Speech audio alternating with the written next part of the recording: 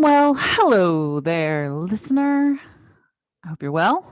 Hope you had a productive day. I'm recording this at the end of my day. A little different than I normally do. But, different times, different kind of episodes. This is one of those shorter episodes where I dive into a concept that comes up a lot on the show. And they're intended to be guidance for people who are maybe less familiar with some of the positive psychology, some of the sciencey science. Um, to help you use this information in whatever way that it's applicable in your life.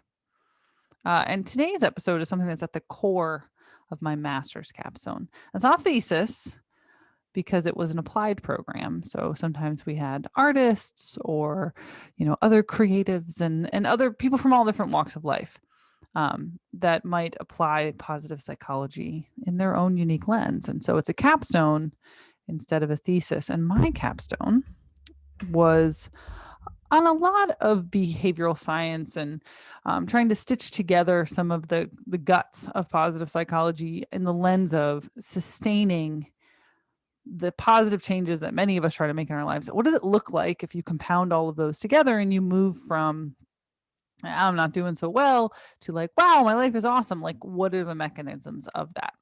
And that was the whole of my capstone. But today's episode is on one little piece of that, which is the concept of upward spirals. So, if you work in positive psychology or you're like one of those positive psych nerd fans that keep finding out on the internet, hello to you, my people. Then you're probably familiar with upward spirals as a whole. But I'm going to try to give hopefully a different lens on that whole thing because my angle is unique in that I kind of live at the intersection of positive psychology and the fitness and wellness industries. But if you're in fitness, if you're one of those people, my people, then the effect I'm going to describe might sound familiar in that we kind of do this. We kind of do this thing where we help people change their life.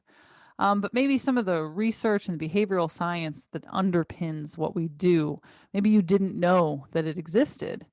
And hopefully knowing more about the science can support the choice, it can support the choices, the information, the decisions that you're making as a fit pro, a fitness professional. And I think upward spirals are cool. They're my jams. I also think it's cool when you know a lot about something and then you go off on the internet and you find out that like, oh, there are other people out there using the same words that I do to describe the thing. So I discovered in doing the research for this that apparently energy healers use the phrase upward spirals. And the interesting part is they use it to describe something remarkably similar to how positive psychology uses it. And there are a few other spaces that are using the phrase upward spirals. And it's fun. It's been fun to look at them. But if you are one of coming at this from those angles, it could be confusing. So I just want to clarify. This episode is about Barbara Fredrickson, her research in upward spirals in behavioral science and positive psychology. Now, it might sound familiar. If you listened to last week's episode on positive emotion, that name would be familiar because last week's episode we talked about the broaden and build theory, which here's a fun fact. Broaden and build is an upward spiral. And we're going to talk about how and why in this episode. Well, let's get to it. So we spend a lot of time in this country. I'm in the United States. So from the international audience, I apologize for just diving into the States for a second. But you probably are aware because you consume our media that we spend a lot of time talking about the less than awesome stuff in the American media. In our news media, we tend to talk about scary bad because it gets a rise out of people. In our social media, we maybe focus on the negative more than I think would be optimal. She said, knowing that she was focusing on something negative. But I think underneath that, in its guts, it comes from our marketing, like background, our traditions of marketing. This idea that to successfully scare tactic market, you would prime with something negative, you build anxiety in your audience, and you're creating the need for the thing that you sell because then you can magically have the solution. And it makes me think of like any infomercial where you have like someone struggling to open a jar. Do you struggle to open jars? Here's the magic jar opener. Only $9.99. And but here's the thing: every marketing person that I have worked with, uh, eventually, like that has tried to get me to do that thing, we get frustrated because I really hate doing that kind of marketing. It's just really counter to my alignment. Um, because to me, it feeds into downward spirals. It feeds into the fear of downward momentum, like problems begetting problems. And I think depending on your life exposure, you might be familiar with downward spiraling, hitting rock bottom. Your life is out of control. Just life going down the drain concept, like things just getting worse and worse and worse. And so I think most people when they hear spiral, they probably think down, like they're spiraling out of control. But this episode is about when things are going well, when things are going the other way. And I was working on my notes. I kept thinking of the Simpsons episode. If you're a Simpsons fan, you know about Milhouse, but if you're not, I'll indulge you. Milhouse is kind of like Bart, the cool, like nerdy kid. Sorry, Bart is like the cool kid who always gets into trouble. Milhouse is like his nerdy little buddy who things just don't go well, right? Like you don't want to be Milhouse. But there's one episode that comes to mind as I think about this that things start going well and he says, everything's coming up Milhouse. That's what I think about when I think about upward spirals. Like things are going well. Everything's coming up Milhouse. So I'm going to try to explain some big ideas about this in some accessible ways. Hopefully I'm successful. That's kind of what this show is about. And when I learned this effect, when I really internalized the ideas of upward spirals, my focus shifted as a trainer, as a coach. My fitness professional lens shifted because it used to be trying to get clients out of dysfunction. That was like my jam. You'd come in, be like, my body feels like it's a dumpster fire. My life is not going great and I don't take care of myself. Fix me. And I'd be like, yeah, we do a consult. And I'd point out every mistake you were making. It was because I genuinely believed that if we could fix all of your mistakes, we could get all your joints to feel good, and you knew how to fix your problems, that everything would just click into place and you'd just, rock star. But the fallacy there, it's a very common fallacy if you're a positive psychology person. The absence of the bad things is not the same as the presence of the good things. And once I understood upward spirals and kind of the bigger meta cycles that I think relate to upward spirals, it shifted my focus, and my new focus is now to try to trigger this effect, the upward spiral effect. Because if I can help my client make choices, and I say that because it's actually them that's doing it. I just, kind of point and shove. But if we together can prime an upward spiral using the good stuff, I believe that the other stuff will begin to take care of itself because now that human being is aligned. And in the fitness industry, I've wondered if those intentions don't sound like magical thinking. If it doesn't sound like kind of woo-woo nonsense to the sciencey minded fitness industry. So far, it's been working. It's been pretty awesome. And fortunately, I work for myself. So my only performance reviews are really how my clients feel about how they're doing. So there's that. So what are upward spirals then? Well, if you want all of the technical, like all of the references and all of the sciencey stuff underneath this, I'm going to put in my show notes for this the link to my capstone so that you can go and indulge in all of the names of the scientists and the studies and the whatever. But sparing that, here we go. Upward spirals. That's when you get a boost from something good happening, and then other good things happen because of that boost. And so you keep doing the positive, like behaviors and habits of whatever that give you those boosts. And gradually they have a compounding effect that creates positive feedback loops in your life. That is an upward spiral. And maybe that sounds obvious. So let's dig a little deeper under the hood. If you do something that feels good, you get a little bump of dopamine or serotonin, feel good hormones. One of my friends calls it a little squirt of serotonin. And because of that bump, you're more likely to do the thing that feels good again.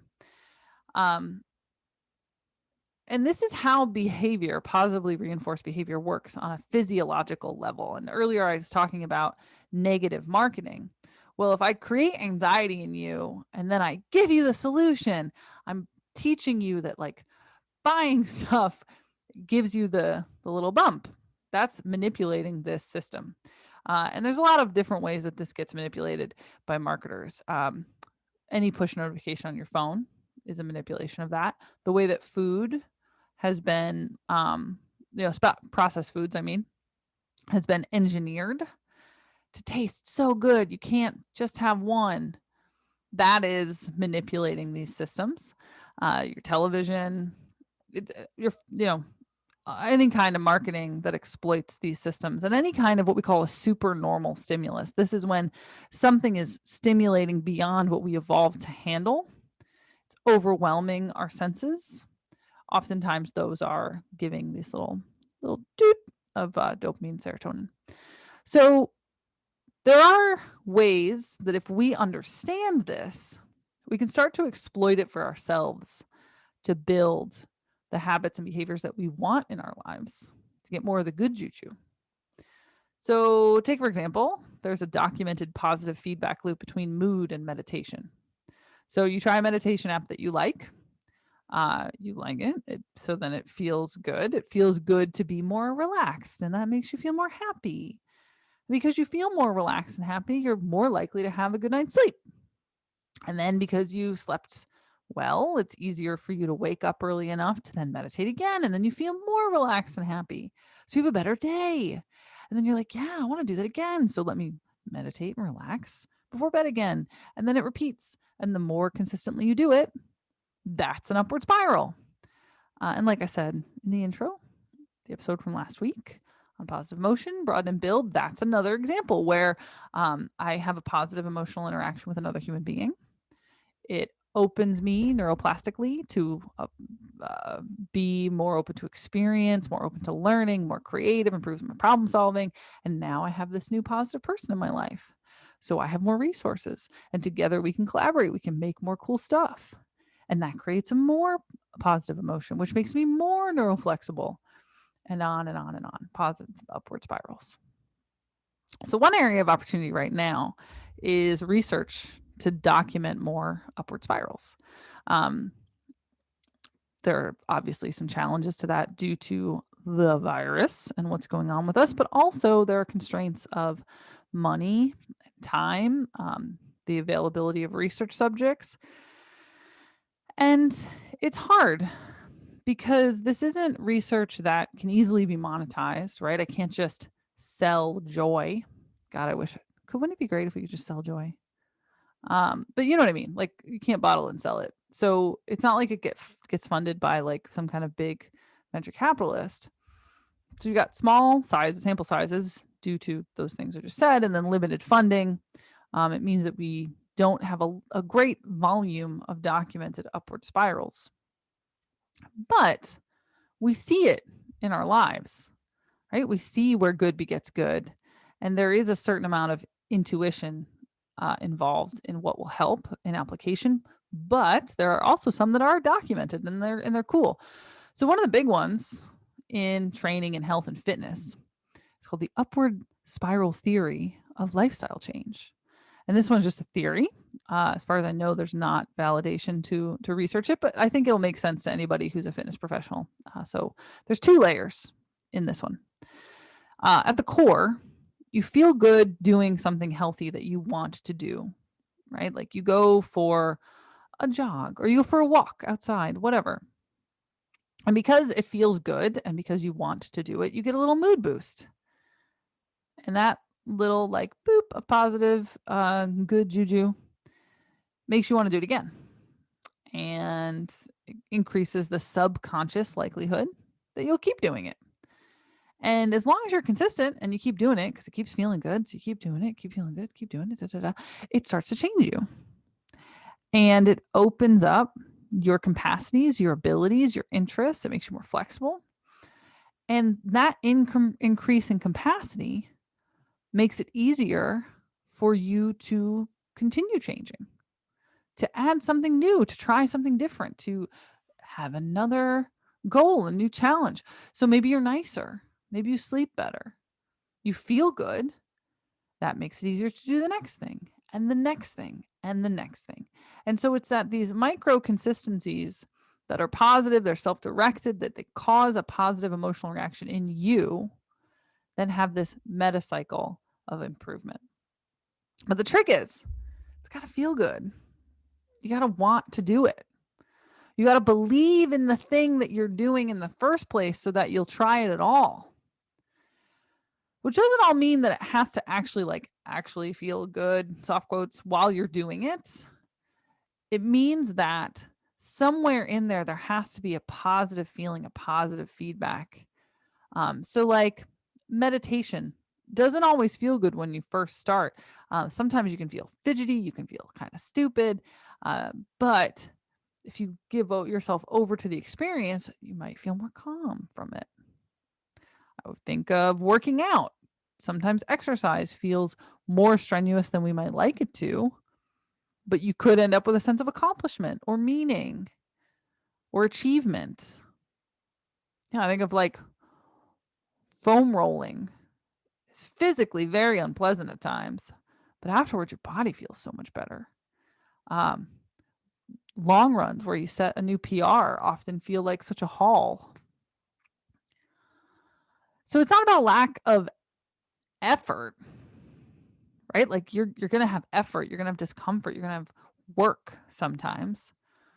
But if you tie it to a big enough why, if that rock to anchor you to is strong enough, it won't budge. And that'll give you the good juju. So it's sufficiently good enough reasons. Like I said, whether it's accomplishment or meaning, it's tied to long-term goals or whatever, it'll overcome your objections in the moment and you'll still get the positive that boop. Now, I think that the theory that most supports all of this, especially in my practice with my clients, is the self-determination theory. It's this idea that your behavior is motivated by 3 underlying core needs and that everyone has these 3 underlying needs. So if you think of them like pillars that support the house of what you are willingly going to do.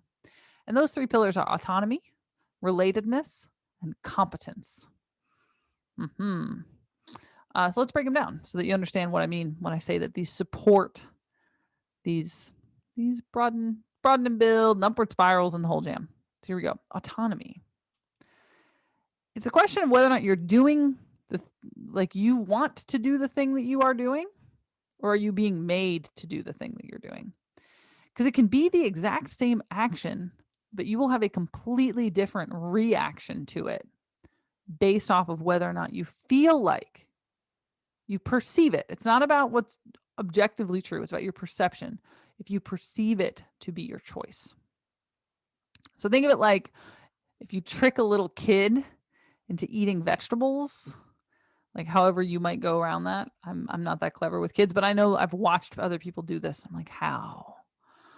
Like you trick a little kid into doing something that if you just said like, do that because I said so, it's the type of kid that would hard rebel versus if you trick that kid into thinking that they decided to do it and then they go and do it.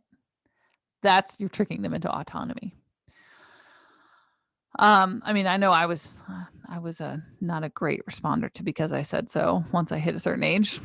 Or think of yourself at work. It's another good example for autonomy is if your boss tells you to do something and you believe that it is vital to the business, you care about the business, you see the value in it, you want to be successful, you're all in, right? At that point.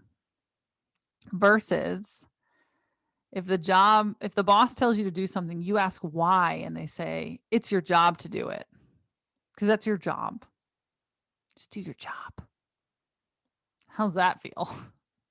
And I love this example. Quick tangent. I love this example because I am a millennial. There we go. I dated myself. And I have had this experience professionally where people talk about millennials at work like we are so toxic. I think it's really funny because I used to work at this box gym and I ran the training department at this like trendy, sexy gym in Lower Manhattan. And management would routinely have this conversation about like, how do we motivate millennials?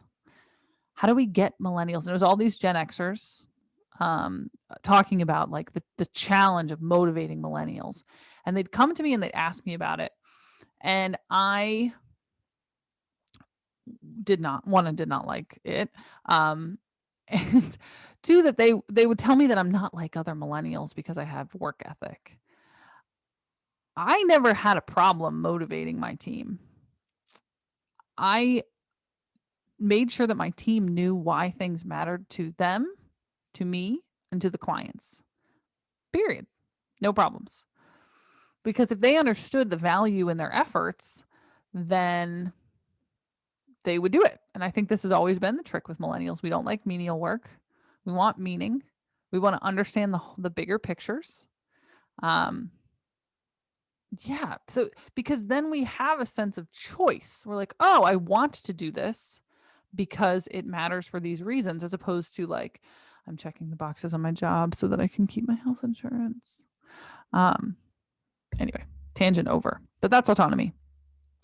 Relatedness is that we need things to connect to others and to greater wholes in our lives. WHOL, holes, not like holes in our lives.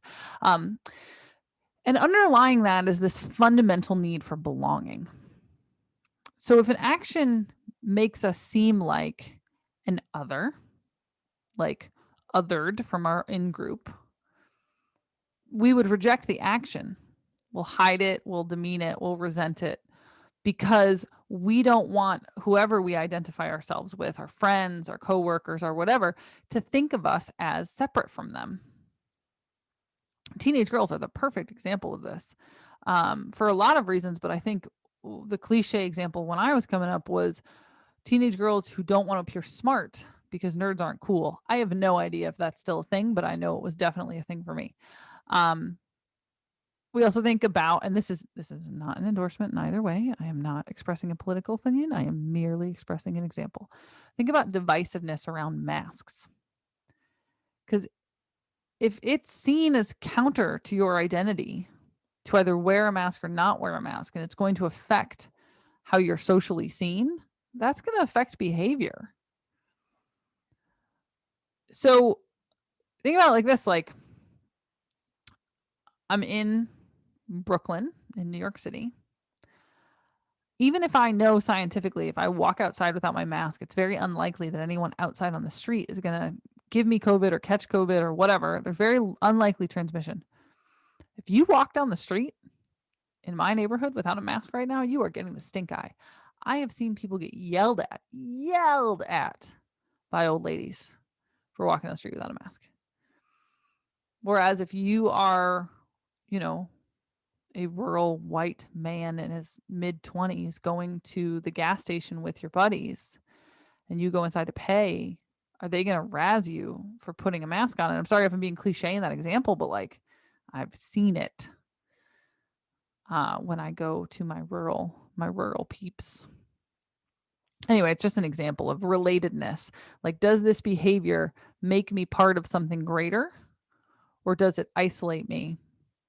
How does it fit into the fabric and infrastructure of my life? That's relatedness. And then the last one is competence. People don't like to do things that they think that they're bad at because it feels shitty. It doesn't feel good. So as a coach, I can ask someone to do something at the edge of what they can currently do. If I've built enough trust, it can even be something that they don't know that they'll succeed. And gradually, it will grow their skill set or their own perception of their skill set. It'll grow their autonomy. It builds their confidence. It builds up their esteem. And quick tangent here.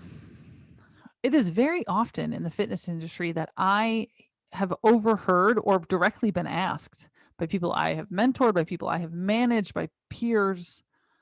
I can't get my clients to just do what I tell them. How do I get my clients to just do what I tell them? Why won't my clients? This is a big one. Why won't my clients just do what I tell them? Like, that is a very common fitness industry complaint. So if you're experiencing this as a fitness professional, I want you to ask yourself, does the behavior that this individual is not interested in engaging in go against their self-projection? Does it not fit into their life, their personal life, their in-group, their family, their culture? Does it alienate them from those institutions? Do they not understand? Because that's one form of competence, is just understanding intellectually what's going on. Or does it make them feel dumb? Does it make them feel bad or like a failure?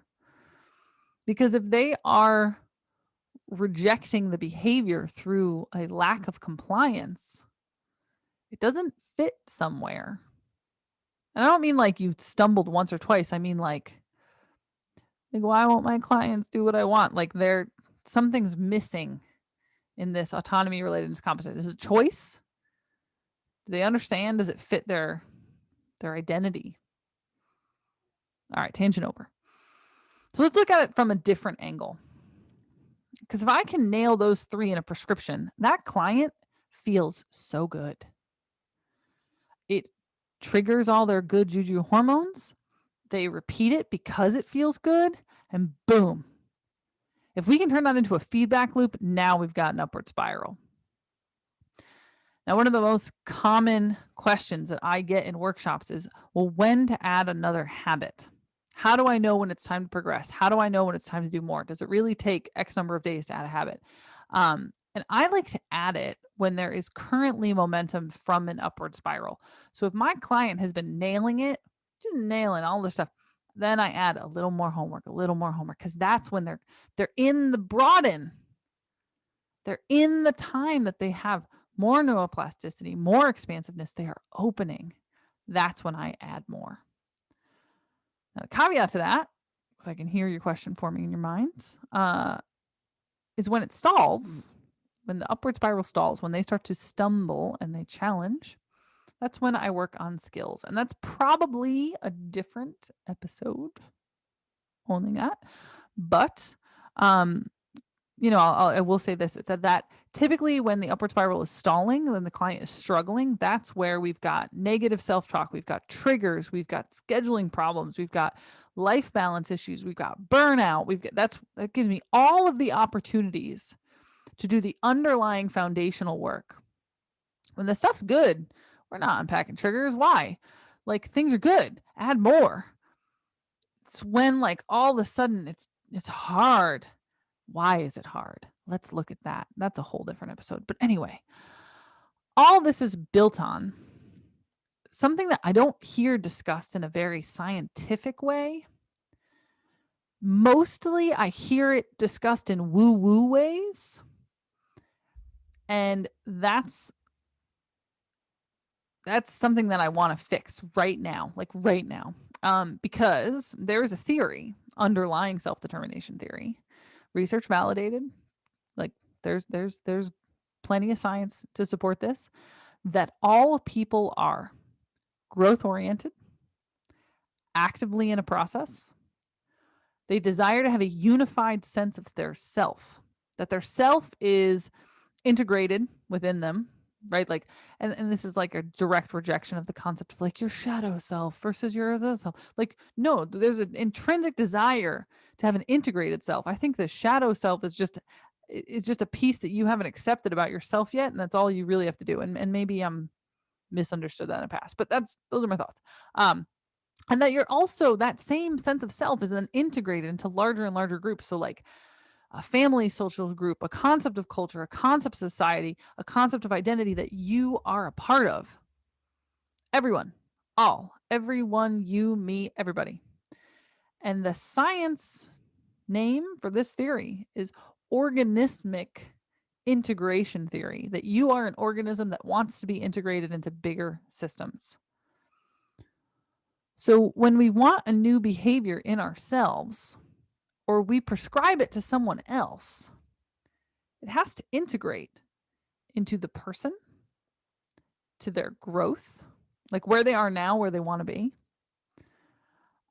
their ideas about that, their ideas, and their family, their social, their cultural structures. Because otherwise, it's not going to integrate. It's going to have discord, dissonance.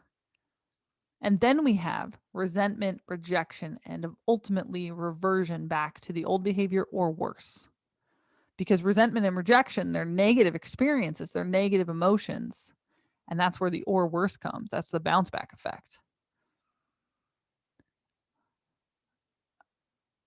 And derived from many of these ideas is that when you set goals that align with your projection of yourself, the direction of your life, the direction of your family, the social structures around you, the choices that you want to be making, you're more likely to have an upward spiral because it fits. The spiral fits. So when I work with a client, I try really hard to dial into their interests, their momentum, where they want to go. And then I can totally take myself out of it because it's about them. There's also a theory around this alignment and upward spirals. It was researched by Sheldon and Hauser Marco about 20 years ago. And that's when your goals are aligned in this way, you begin to grow. And then if you, at that growth, like out of that growth, right, you reach those goals, you've grown into those goals, you set new goals from this new high point, then you grow again. And when I say growing, I mean like measurable increases in well-being, progression, and you're feeling that your life is moving the way you want it to. And that theory is called self-concordance. The upward spiral of self-concordant goals, maybe. Sorry, that one's not in my notes. It is in my capstone if you want to go read it. But really, this is what the upward spiral effect is about to me. This nails it on the head. How do I take someone who isn't where they want to be, and I guide them to make choices where they grow into what they're looking to become? And along the way, continue to encourage them, set new goals, create new objectives. Let's put new behaviors in that create new spirals so that we're getting these like meta compounding effects. How do I make those choices for my self? Shaping where I want to be, the direction I want to be going, being open to that growth process that's going to change me, and then setting new ones from the apex that creates. Right now, there are mostly studies on the micro effects because that's, like we covered earlier, what science can afford. But I got some big beliefs, and I also write about that in this paper. But I believe very strongly that self-transcendence plays a huge role in this. Self-transcendence is that feeling where you're connected to a bigger whole. It's profound feelings of awe that change your concept of how the world works, like what the rules are of the world. And so I believe that profound self-transcendence shapes the target that the upward spiral is spiraling toward. So it's shaping the direction from the macro. The upward spiral is the micro. That's the moment to moment growth compounding over time. Self-transcendence is telling you what you're growing for and toward. It creates our why. And that in turn motivates our choices and our priorities. It gives us the target and the fuel in the crank. I'd say, if visiting the Grand Canyon or seeing the Earth from space, like that's too macro and heady. What about having your first child or seeing them be born? And suddenly the world is different. The rules have changed. Who you are in a moment is different. That's self-transcendent, right? The thing that is greater than yourself that you are connecting to is the lineage of your own biology and spirit and whatever it is that you believe that gets passed from generation to generation, you have now created a new link in the chain. That's transcendent. And I would bet that your reasons for doing a lot of the things that you do change. And while it's hard, could, could trigger upward spirals. And how many people has becoming a new parent inspired to be a better person? Falling in love. That could be transcendent for some people. I'd be very curious to hear what this looks like for other trainers and coaches if the lens shifts from the normal trio of fitness goals, which is physiological health, aesthetic, like how you look, and performance goals, which is like, I'm going to run a marathon. If it shifts from those goals toward creating upward spirals, what does that look like? If you are curious about this, I'm going to be speaking at a conference next month, March 17th and 18th, the International Positive Psychology Association's Evidence in Action Conference. I'm going to be speaking about upward spirals being triggered by training, like case studies. It's going to be cool. I'll drop a link in the show notes if you want to check it out. But that's my curiosity right now, is my lens has changed. And I'd be very curious to hear what it looks like coached by someone else. And if there's coaches and trainers out there who hear this and you're interested, reach out. Find me on Instagram, send me a DM at darlene.coach. I think that might be enough for right now. I hope you're enjoying these little mini episodes, these little drips of content and information and science. If there's something that you've heard on the show that you want more of a deep dive foundation on, go ahead and email me, Darlene at darlene.coach. You can also find me on Instagram. It's at darlene.coach. I would love to hear your request and make it so. And on that note, have a good night, everybody, or whatever time of day it is for you. Enjoy.